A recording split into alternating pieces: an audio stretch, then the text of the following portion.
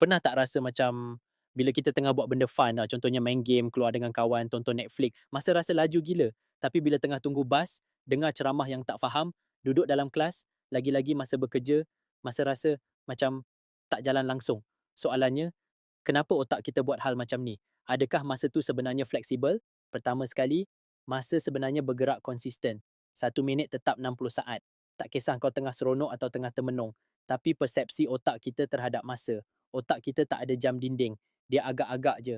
Macam mak atau bini kita cakap, sekejap je nak siap. Padahal sejam lagi. Otak guna berapa banyak maklumat masuk untuk agak berapa lama masa berlalu. Kalau kita tengah seronok, otak terlalu sibuk proses banyak rangsangan, visual, bunyi, emosi. Jadi, dia terlupa nak rekod masa. Tapi bila kita bosan, duduk termenung, tak ada benda baru berlaku, otak bosan juga. Dia mula fokus pada masa tu sendiri. Jadi setiap saat terasa panjang. 1 minit rasa macam 10 minit. Jadi masa tak menipu kita, tapi otak kita yang keliru.